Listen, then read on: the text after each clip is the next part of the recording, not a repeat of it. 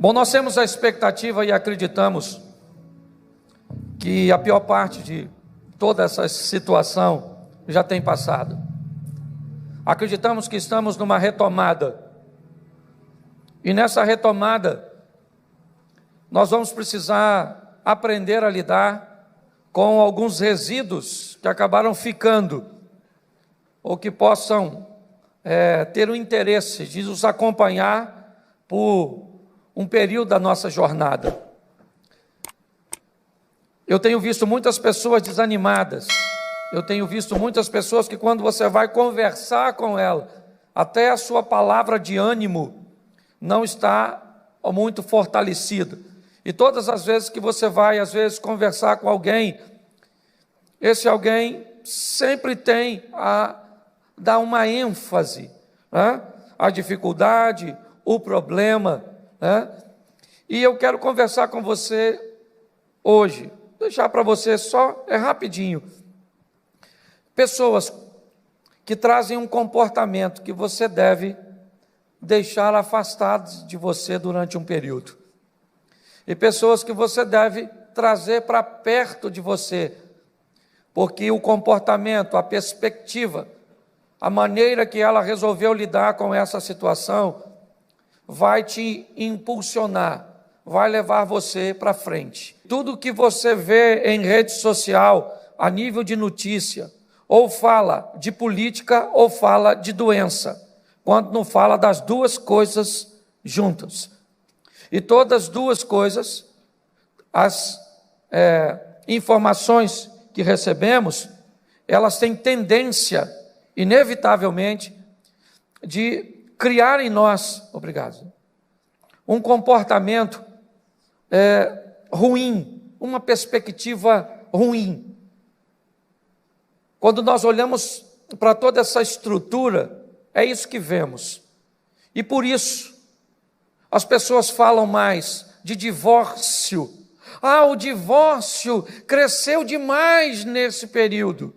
Mas nós sabemos que a união dos casais, a valorização da família, a revisão de valores no que diz respeito a tempo de qualidade com as pessoas que amamos, foi muito maior do que o número de pessoas que pensaram, né? Porque a pesquisa falou, na verdade, pessoas que pesquisaram sobre divórcio na internet. Ou seja, as notícias ruins, elas têm sido mais enfáticas do que as boas. Eu já falei isso aqui algumas vezes. Me parece que o sucesso, ele é muito tímido, ele é muito recatado, ele é menos barulhento. Me parece que o fracasso, ele, talvez por sua dor, as pessoas desejam compartilhá-lo. Dificilmente aqui hoje, se você achou na rua um pacote com 20 mil reais, você contou para muita gente, se é que contou para alguém. Agora, provavelmente, se tu perdeu 50, tu já falou, cara, perdi 50 conto hoje. Pai, eu perdi 50 conto. Rapaz, sabe o que aconteceu comigo hoje? Perdi 50. Porque o fracasso, ele é muito mais barulhento do que... É ou não é? Por exemplo, dificilmente você vai ouvir uma esposa falar assim, quer saber de uma coisa para vocês? Meu marido é hiper, mega, super, power, extraordinário. A senhora diz, é ruim, hein? Ainda que ele seja. Mas se ele for ruim, nossa, menino, estou doido para Jesus voltar. E se ele não voltar para todo mundo, que volte pelo menos para ele, para que ele receba o galardão e vá embora dessa terra. Então eu tenho aprendido que o fracasso, ele é muito mais barulhento. Então por isso nós observamos, né, muitas pessoas falando de dor, de perda, de caos, de falência, disso. E eu quero que você, pelo menos durante um período, até você se fortalecer, você passe a andar com gente que tem um comportamento que faça a diferença. Então eu quero usar com vocês aqui 6 textos. Vai ser rapidinho, você nem vai sentir, vai ser com anestesia. Põe primeiro esse aqui, Marcos 5:35. Marcos 5:35. Estando ele ainda falando, chegaram alguns dos principais da sinagoga, a quem disseram: a tua filha está morta, para que enfadas mais o mestre? Feche os seus olhos. Pai, continue falando conosco. Usa-me como um canal de bênção, pelo poder do nome de Jesus. Amém. Glória a Deus. Louvado seja o Eterno. Vamos aqui para entendermos um pouquinho isso. Jairo, um dos principais da sinagoga, tem sua menina de 12 anos, moribunda, à beira da morte. Após inúmeras tentativas de sucesso, não conseguindo êxito, ele põe toda a sua estrutura em jogo e vai procurar Jesus. Enquanto ele procura Jesus, sua filha está em casa vivendo seus últimos momentos. Ele sai de casa desesperado, tem um encontro com Jesus e pede a Jesus que vá até sua casa. Jesus prontamente diz para ele que vai acompanhá-lo e Jesus começa a andar na direção da casa de Jairo. E qual é o problema? É o tipo de pessoas que Jairo deixou na sua casa. Na casa de Jairo ficaram algumas pessoas, provavelmente pessoas comprometidas com sua dor, pessoas interessadas no sucesso de Jairo, pessoas que queriam que a filha de Jairo ficasse curada. Eles queriam tudo isso. Essas pessoas estão na casa de Jairo. Jairo não está em casa, ele está procurando Jesus. Quando a menina morre, e algumas pessoas saem da casa de Jairo, pessoas que frequentavam a casa dele, que faziam parte de seu círculo íntimo, que tinham provavelmente relacionamentos até sadios com ele, mas elas vão avisar a Jairo que a menina morreu. E talvez isso bastasse. Era só chegar para Jairo e dizer: Jairo, viemos da sua casa e viemos para te dar uma notícia ruim. A sua filha acabou de morrer. Mas não foi isso. O problema não é a notícia, é o que eles dão posterior à notícia. É esse tipo de mentalidade, é esse tipo de gente que nós estamos precisando evitar. Parece que nós cristãos, quando falamos de evitar pessoas, parece que nós estamos excluindo essas pessoas, parece que a nossa fé fala o contrário. Mas vamos lá, Salmo 1: bem-aventurado o varão que não anda segundo o conselho dos ímpios, não se detém no caminho dos pecadores, nem se assenta à roda dos escarnecedores. O que a Bíblia está estabelecendo? Um processo seletivo. Seja seletivo de quem você se senta, de quem vai te influenciar. Nós nos sentimos muito desconfortáveis quando em qualquer ambiente vamos fazer alguma seleção. E é por isso que muitas pessoas se prejudicam. Quando eles chegam, era só falar para Jairo. Eles já viram Jairo, já viram Jesus. Sabem que Jairo foi procurar Jesus, porque a frase dita por eles embasa isso. Mas assim que eles dizem: Jairo, a sua filha morreu, eles concluem dizendo: por que é que você ainda incomoda Jesus? Olhe bem, agora era uma frase que eles não precisavam ter dito. Eles provavelmente já tinham ouvido falar do que Jesus fazia. Essa menina não foi a primeira menina que Jesus ressuscitou. A mente desses indivíduos dizem para Jairo: Jairo, deixa Jesus e volta para casa conosco, porque vocês têm uma menina para enterrar. A sua filha morreu, acabou, já era.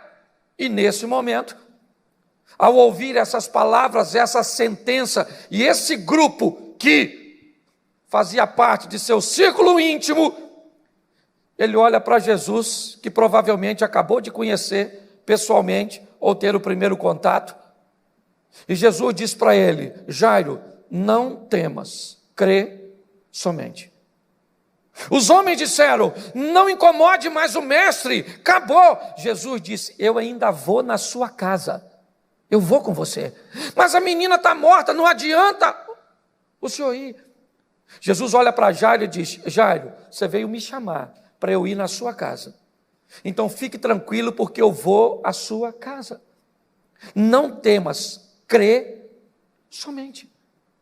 Olhe bem, eu queria deixar para você e para mim uma seleção que precisamos fazer dessas pessoas que, quando olham para o nosso casamento, para os nossos filhos, para os nossos negócios, para a nossa vida cristã, quando olham para qualquer estrutura nossa e tem uma visão verdadeira, porque eu não estou falando que eles estão mentindo, eles não estão mentindo. A menina morreu, sim ou não? Sim, isso é uma verdade, ok? O problema é que eles, depois de anunciar a notícia, eles vieram com uma perspectiva ruim. Estão dizendo para Jairo, gente que ele amava, eles amavam provavelmente, e dizem para Jairo: Jairo, não tem mais jeito, vamos embora enterrar sua garotinha, acabou, querido, não incomode mais Jesus. Eu não estou dizendo de um parecer negativo, como eu vou usar o próximo aqui, não. Esse é de gente que frequentava a casa de Jairo, que provavelmente era membro da sinagoga de Jairo, era gente que amava Jairo, que gostava da garotinha. Mas deixa eu falar uma coisa para você. Sabe a historinha que de boas intenções o inferno está cheio? Mais do que gente bem intencionada, nós temos que andar com gente que tem fé, que no momento de maior adversidade vai dizer: segura as pontas, porque Deus vai agir a seu respeito, fica tranquilo, porque Deus vai entrar com providência.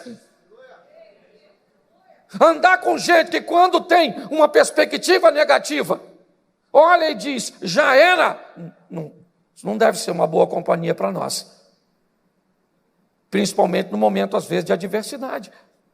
Quando nós olhamos para esses indivíduos, é isso que eles estão fazendo, dizendo para Jairo: Jairo, não tem jeito. Se Jairo fosse pela cabeça deles: aí, Jesus, valeu, não precisa não. Não precisa ir, Jesus, minha menina já morreu. Sabe o que aconteceu? O Senhor parou para curar essa mulher do fluxo de sangue, entendeu?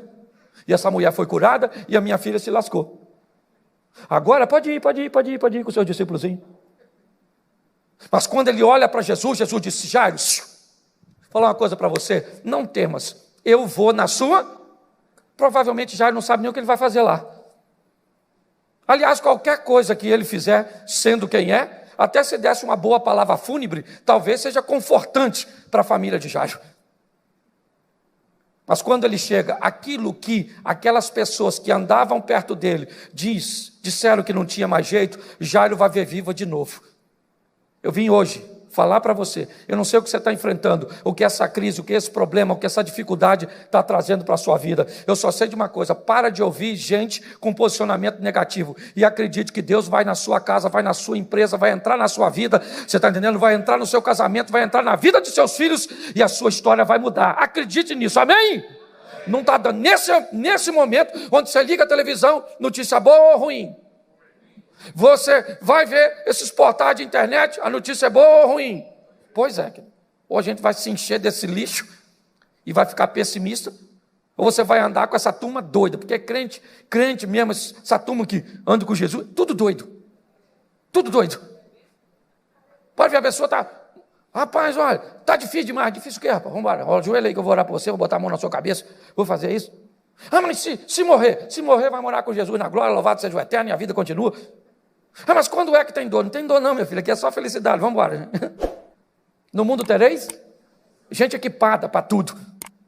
Então se tem gente que você tem que colocar fora de você, são as pessoas que te amam, mas que não conseguem olhar a estrutura pela fé, é só por vista. Morreu, acabou, não dá mais para segurar, explode coração. Você tem que andar com gente que diz: irmão, o bagulho está doido. Aí Deus tem uns anjos, maneiro.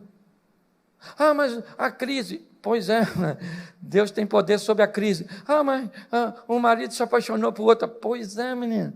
Deus tem poder para tirar a paixão lá e botar de novo em tu. Sério, que é isso? Nossa, mas eu já perdi. O que eu ando olhando e vendo gente contando história ruim e negativa, eu não estou com tempo para essas coisas não. Entendeu? Então você tem que olhar para a sua vida e falar assim, ó, Jesus está comigo, entendeu? Falar para você, porque falar isso para os outros é mole. Mandar seu filho calar a boca é mole, eu quero ver você mandar você. Cala essa boca. Ter autoridade sobre você mesmo. Quando eu olho para esse texto, o que eu vejo? Eu vejo alguém que tinha pessoas muito próximas que deveriam estar bem distante. Vocês não acham? Amém? Segundo texto, bota aí Marcos 10, 48. Marcos 10. E muitos o repreendiam para que ele se... Mas ele fazia o quê? Eu sei que você está de máscara, mas dá para ler. Mas ele fazia o quê? Clamava cada vez? E muitos o repreendiam para que ele? Para que ele? Mas ele? E repreendiam para que ele? E ele? E repreendiam para que ele? Mas ele? Isso aí, dá uma olhadinha aqui para mim. Um dos personagens que eu gosto, que para mim venceu inúmeros obstáculos, foi Bartimeu. Mas tem uma coisa que eu acho que Bartimeu deveria rever.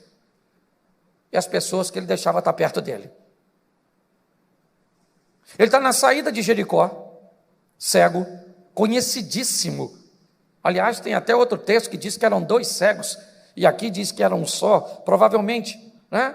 Porque Bartimeu era alguém que tinha, talvez, uma fama maior, um reconhecimento maior. Eu não posso te afirmar o propósito de toda essa situação.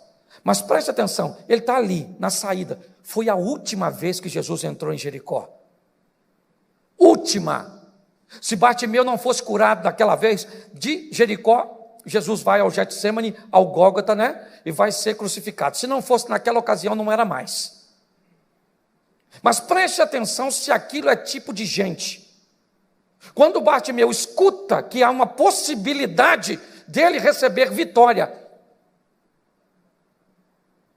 ele procura saber o que está acontecendo. E algumas pessoas disseram, Jesus, o Nazareno, está saindo de Jericó. E ele começa a clamar. E as pessoas deveriam dizer o que para ele? Isso mesmo, Bartimeu. Grita alto, vou gritar, espera um pouquinho, vou lá chamar ele, para ver se ele te atende. Não acredito não, porque ele é popstar, está no topo da cadeia alimentar. Mas eu vou lá falar com ele, sim ou não? Pois é, querido. Mas sabe o que o pessoal falou para ele? Cala a boca, Bartimeu. Ele não vai te ouvir. Como é que eu posso me manter perto de gente, de me assentar perto de pessoas que não querem o meu bem, ou que se querem não acreditam que a minha situação pode se reverter, que as coisas podem mudar, que a porta pode se abrir no meio do caos, porque nós estamos entregando nossa causa nas mãos do Senhor. Esse não é um tipo de gente que nós devemos ter por perto. Gente que ao invés de dizer, fica aqui que eu vou chamar, diz, ele não vai te ouvir. Não vai dar para isso acontecer, Bartimeu. Fica quietinho. Ele conseguiu enxergar, sim ou não? Conseguiu, é lógico. Mas dizer que esse tipo de gente, com esse comportamento, tem que ficar perto de nós? Não. Gente que vai torcer contra você? Nós precisamos criar um ambiente onde sejamos bem mais seletivos para colocar as pessoas que estão ao nosso redor nos seus devidos lugares. Bartimeu enxerga, mas o texto diz que ele segue Jesus com alegria, ele não volta, mas ele corria um grande perigo de não alcançar seu propósito, porque estava sentada ou próximas de pessoas que não acreditavam que Jesus, preste atenção, ao contrário do primeiro grupo, o primeiro grupo, eles não acreditam que Jesus pode fazer. Então eles dizem para Jairo: a sua filha já morreu, não incomode eles, porque aí ela não tem como viver de novo. Com Bartimeu é diferente. Eles sabem que Jesus pode curar Bartimeu, mas eles acham que Jesus não vai oferecer um pouco da sua atenção. Deixa eu falar uma coisa para você. Você que está me ouvindo aqui, você que está me ouvindo na internet, deixa eu falar uma coisa para você. Jesus entregou a vida dele naquela cruz, até sua última gota de sangue, para morrer por você e por você. Você não passa despercebido por ele. Você está entendendo? Não há nada que você possa fazer para que ele te ame mais ou menos. Se alguém tentar te convencer que porque alguém anda num carro melhor que o seu, ele vai ser mais ouvido que você, é mentira. Porque tem gente que vai lidar com o Todo-Poderoso, está diante de um poder, certo?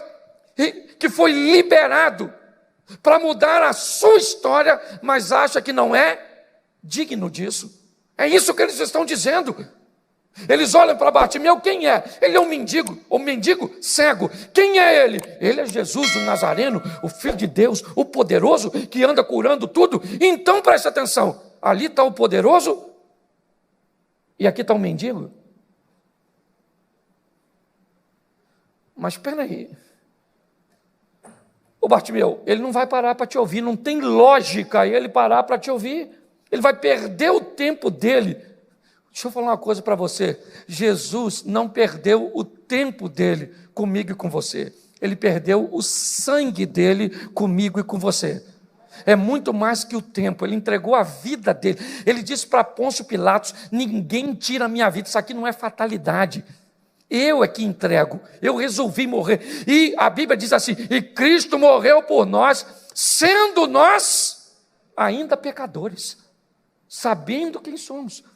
E eu vou querer andar com gente que acredita que Deus pode fazer, mas que acha que não vai fazer na minha vida, porque eu não mereço?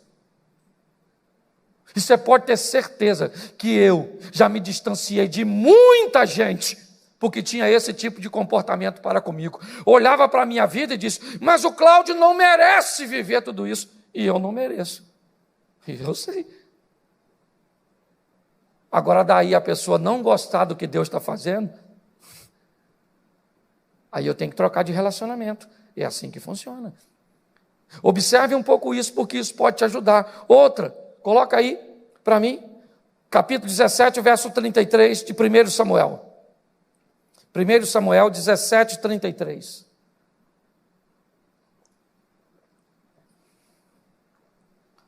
Porém Saul disse a Davi: contra esse filisteu não podereis ir para pelejar com ele, pois tu ainda és moço, e ele, homem de guerra desde a sua... Sabe o que mais me impressiona nessa passagem?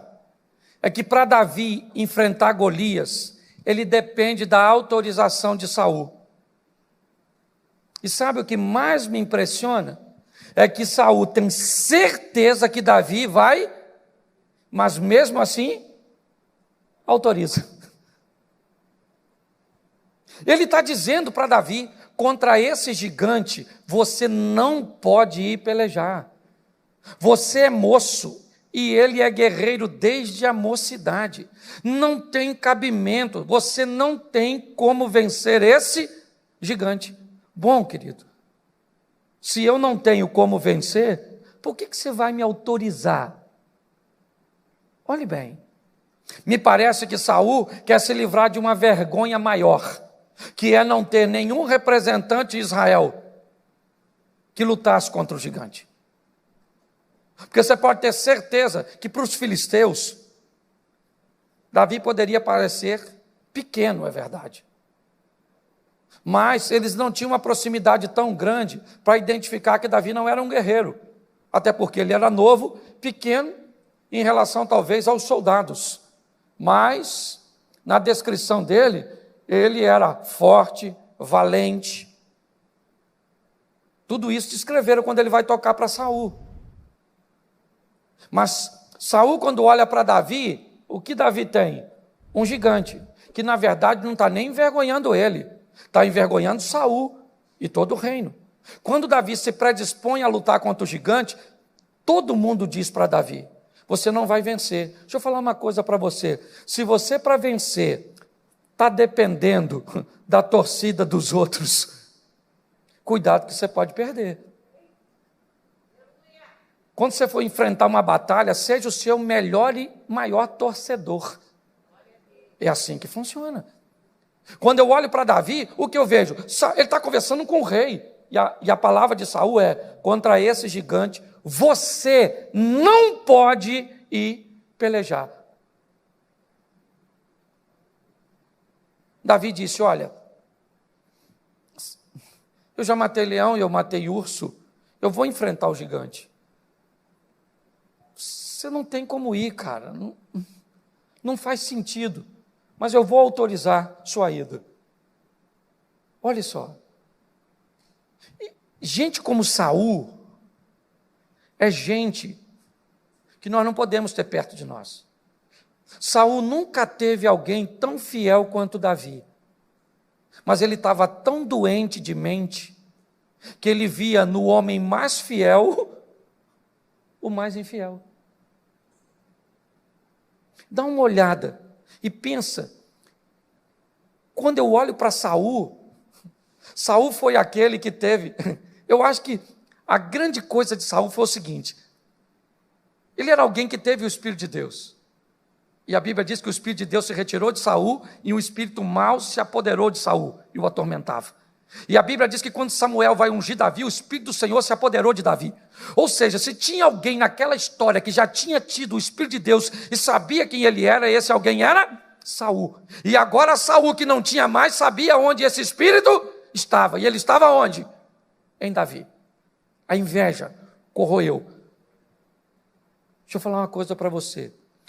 Cuidado para não ter perto de você gente que odeia o seu casamento, que odeia o seu estilo de vida, que odeia o seu sorriso, que odeia, mas que não deixa que você perceba. Gente que tem inveja do que você tem. A grande verdade é essa. Nós não podemos ter essas pessoas nocivas perto de nós. Se tivermos gente, certo, como essas pessoas que frequentavam a casa de Jairo, mesmo amando, não acreditavam que Deus poderia fazer por ele em Cristo o que podia, ia levá-lo ao fracasso. Se nós nos permitimos sentar com pessoas como Bartimeu, nós corremos o risco de ver Jesus passar na nossa vida e nós não vivemos o nosso milagre. Se nós convivemos com gente, e Davi me parece que é a junção de tudo isso, porque na sua casa seus irmãos o mandam embora, chamando de pretensioso. O rei diz que ele não pode, os soldados dizem: olha, esse menino está querendo enfrentar, ou seja, ninguém acreditava nele. Eu sei que às vezes, escute o que eu vou falar, você chega em determinados estágios da sua vida, que lidar com alguém que está no estágio abaixo seu, vai ajudar bastante seu ego. Porque são pessoas que vão medir as palavras, vão ser pessoas que vão te fazer elogios. Quando você lida com alguém, seja quem for, que está num nível um pouquinho abaixo, essa pessoa às vezes tem receios de falar para você determinadas verdades. Mas aprenda uma coisa, lidar com gente que pode dizer para você coisas que outros não teriam vontade de dizer, trazer gente do seu nível para perto de você, é extraordinário. Eu já saí da igreja aqui, depois de uma pregação, e muitas pessoas falaram comigo assim: pô pastor, sua pregação foi uma benção. E no caminho de casa minha mulher falou assim comigo: pô Cláudio, tem que orar mais, pô. Hoje não valeu nem o ingresso, foi ruim demais. Aí eu fiquei: foi ruim ou foi bom? Ah, pode ter sido bom para um e ruim para o outro. Mas quem é que pode me falar coisas que ninguém pode? A minha esposa. Quando nós olhamos para essa estrutura, nós precisamos ter pessoas perto de nós. E é isso que eu vejo aqui. Pessoas que não sejam tóxicas, que não sejam nocivas. Pessoas que nos ofereçam exemplos, né, que possam levar nossa vida para outro estágio. Então eu quero rapidinho só te mostrar que tipo de gente agora você deveria levar para perto da sua vida. Lucas 15, 21. Põe aqui. Lucas 15, 21. E o filho disse o quê? Pai, pequei contra o céu e perante ti, e já não sou digno de ser chamado seu? Gente com o espírito do filho pródigo. Quem é o pródigo? O pródigo é o cara que fez besteira. O pródigo é um cara que fez escolhas erradas. O pródigo é um camarada que se enfiou onde não devia. O pródigo fez um montão de besteira, um montão de coisa ruim. Ele se perdeu durante a caminhada, sim ou não? Mas como é que foi o final da história do pródigo? Foi uma história de reconhecimento, de alguém que caiu em si, olhou para a sua vida, viu tudo que fez, não gostou, resolveu se reposicionar, foi lá, tomou posse de tudo aquilo que era seu, sim ou não? Pois é, querido. É esse tipo de gente que nós temos que ter perto de nós. Gente que quando vai contar suas histórias, falam de seus erros, de suas falências, de suas crises, de seus problemas, de suas segundas tentativas, de suas falhas, de seus erros. Gente que não se esconda por detrás, né, de situações que deem argumento a seu fracasso. Não, o pródigo olhou e disse, onde eu estou? Eu estou numa pocilga. É isso que eu estou. Longe do meu pai, e é aqui que eu vim parar. Então o que é que eu faço? Eu volto para meu pai, porque o que me trouxe para essa pocilga foi a distância, agora eu me aproximo. Então preste atenção, não tem problema você ter gente que tem passado ruim perto de você, não. Não. Tem gente que olha para o passado das pessoas e dizem, eu não quero ficar perto dela, porque ela fez isso, ela fez aquilo, ela já teve esse comportamento, ela casou de novo, ela fez aquilo. Não. Não tenha medo de quem tem passado ruim, não. Tenha medo e não ande perto de quem não quer corrigir o seu presente para ter um futuro muito melhor do que o seu passado. Quando eu olho para esse camarada, o que eu vejo? Eu vejo alguém que errou e fez muita besteira, né? E uma história que Jesus usou para elucidar alguém que estava perdido, mas conseguiu se reencontrar. É assim que funciona. É esse tipo de gente que nós temos que ter perto de nós. Sabe? Gente que tem um histórico ruim, que quando ele começa a te falar o que ele vivia, o que ele sofreu, como aconteceu, e você olha hoje, e ele começa a te falar como mudou.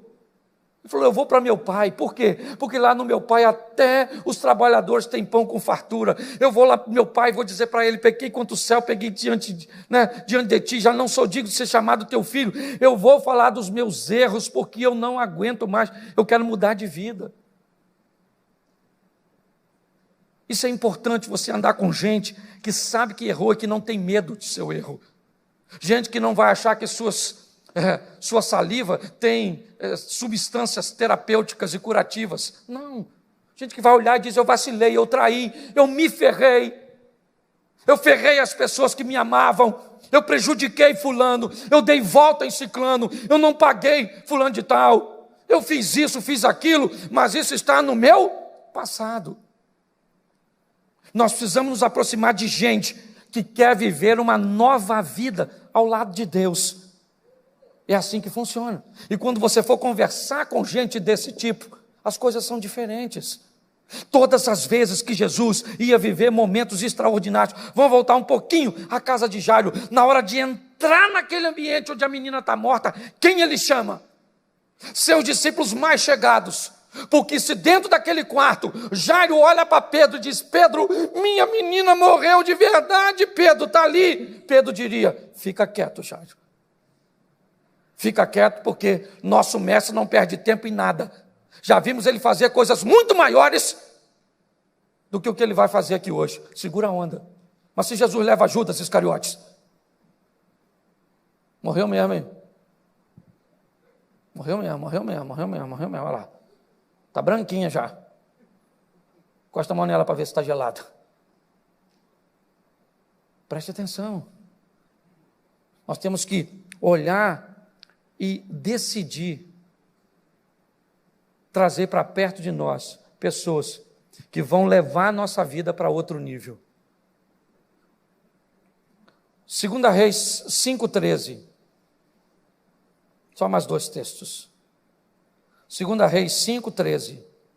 Então chegaram a ele os seus servos e lhe falaram e disseram: meu pai, se o profeta te dissesse, ou se dissera alguma grande coisa, porventura não as faria, quanto mais dizendo: vai e lava-te e ficarás.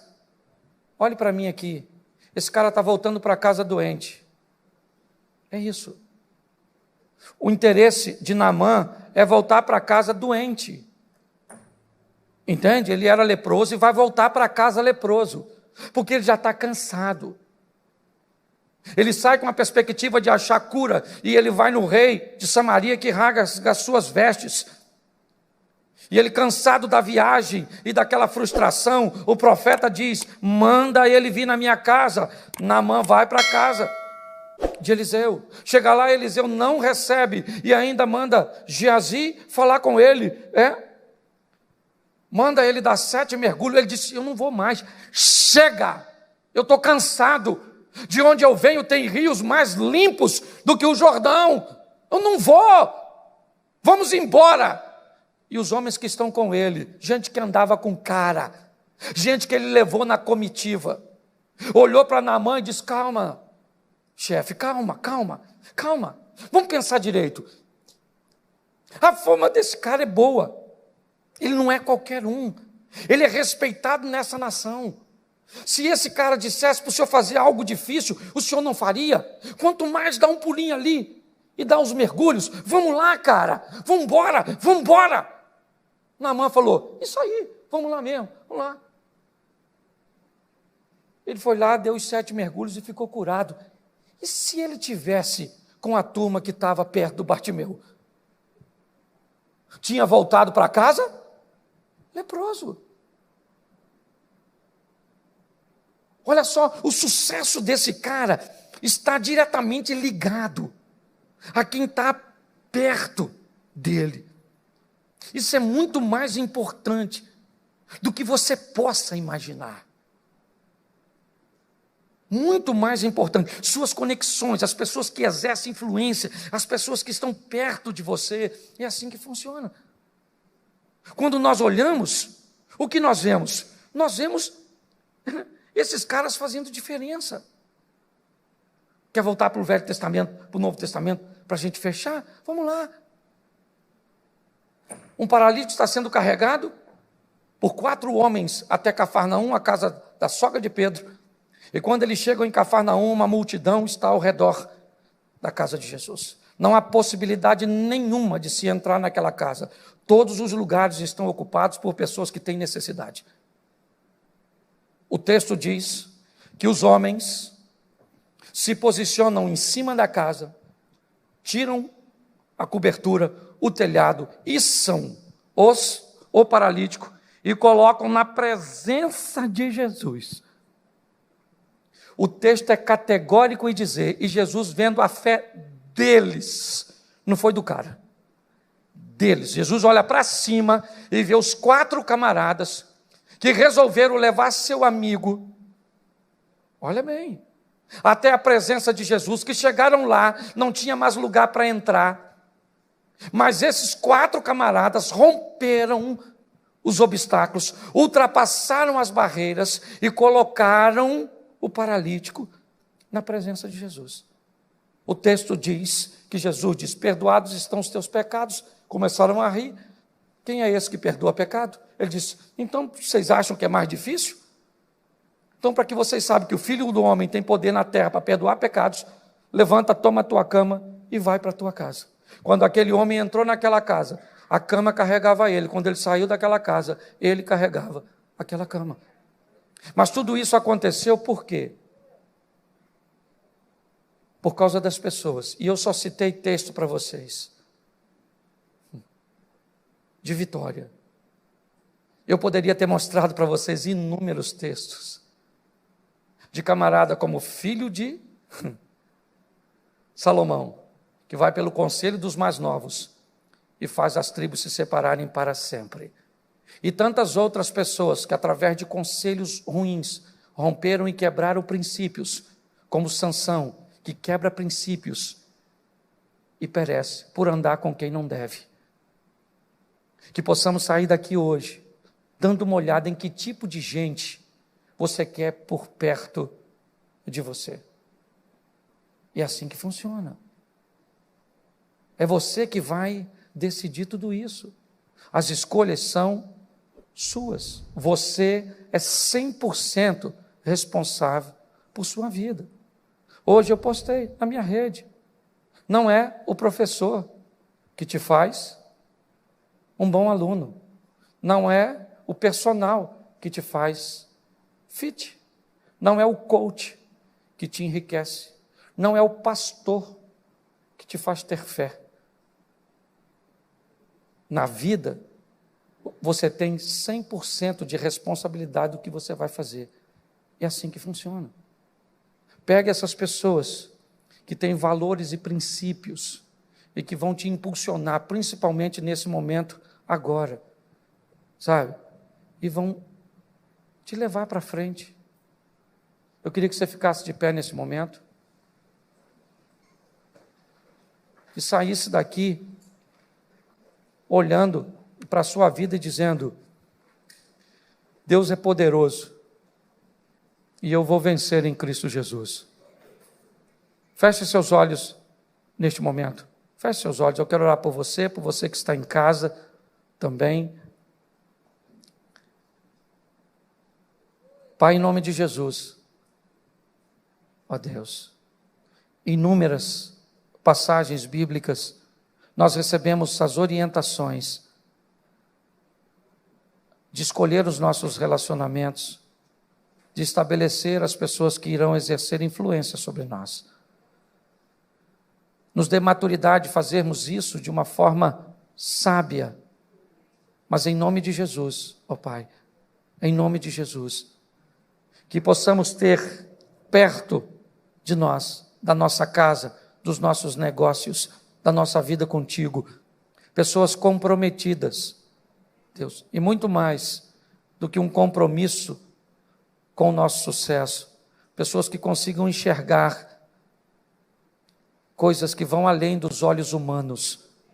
Em nome de Jesus, abençoa, ó Pai, a cada um dos teus filhos, abençoa a nossa casa, a nossa família, o nosso ministério, os nossos negócios, que tenhamos uma semana extraordinária, ó Deus, porque acreditamos que tudo isso está passando e que toda essa crise está trazendo para nós o sobrenatural, o incrível, o extraordinário, ó Deus.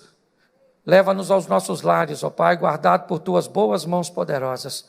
Que o grande amor de Deus, nosso Pai, a graça de nosso Senhor e Salvador Jesus Cristo e as doces consolações do Santo Espírito de Deus seja para com todo o povo do Senhor, e todos digam: amém. Que Deus te abençoe, vá em paz. Porque todo aquele que invocar o nome do Senhor será salvo. Como, pois, invocarão aquele em quem não creem? E como crerão naqueles de que não ouviram? E como ouvirão, senão a quem pregue? E como pregarão, se não forem enviados? Como está escrito: quão formosos os pés dos que anunciam o evangelho de paz, dos que trazem alegres novas de boas coisas. Mas nem todos têm obedecido ao evangelho, pois Isaías diz: Senhor, quem creu na nossa pregação? De sorte que a fé é pelo ouvir, e ouvir pela palavra de Deus. Romanos capítulo 10, versículo 13 ao 17.